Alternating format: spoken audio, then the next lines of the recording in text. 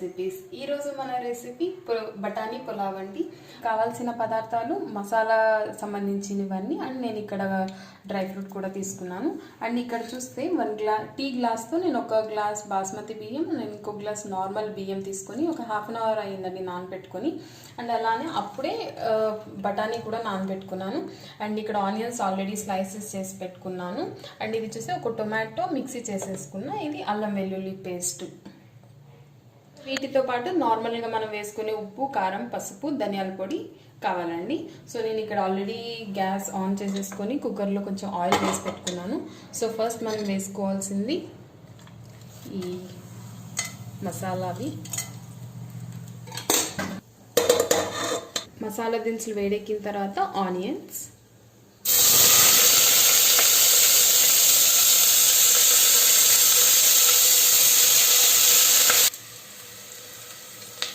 So onions fry అవ్వగానే బఠానీలు,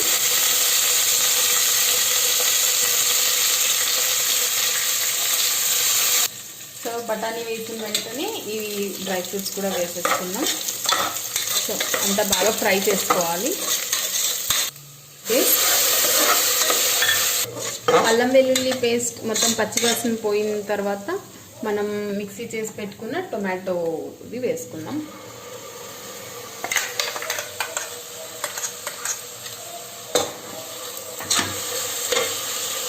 ఇది కూడా బాగా పచ్చివాసన పోయే వరకు ఫ్రై చేసుకోవాలి, ఆయిల్లో మగ్గనిద్దాం. పచ్చివాసన అంతా పోయిన తర్వాత టొమాటో ఇప్పుడు వేసుకోవాల్సింది కొంచెం పసుపు అండ్ కారం పొడి అండ్ ధనియాల పొడి. మీ దగ్గర గరం మసాలా పౌడర్ అన్న వేసుకోవచ్చు. And salt. ఇలా బాగా అన్నీ మగ్గిన తర్వాత అండి ఇప్పుడు మనం వేసుకోవాల్సింది వాటర్. ఇంకో గ్లాస్ వేసుకుంటాం, ఇంకో గ్లాస్ వాటర్. సో ఇలా వాటర్ వేసుకున్న తర్వాత హై ఫ్లేమ్ పెట్టేసి బాగా మరగనిద్దాం దీన్ని. ఇక్కడ ఇది చూస్తే ఇదంతా బాగా బాయిల్ అవుతుంది. సో బఠానీ కూడా బాయిల్ అవ్వాలి, అందుకే నేను కాసేపు ప్లేట్ పెట్టానండి. సో ఇప్పుడు ఇది బాగా బాయిల్ అయిపోయింది.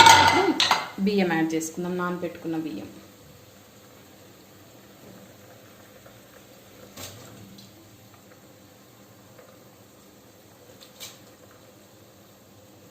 బియ్యం వేసాక అంత బాగా మిక్స్ చేసుకొని అది కుక్కర్ మూత పెట్టుకోవడం.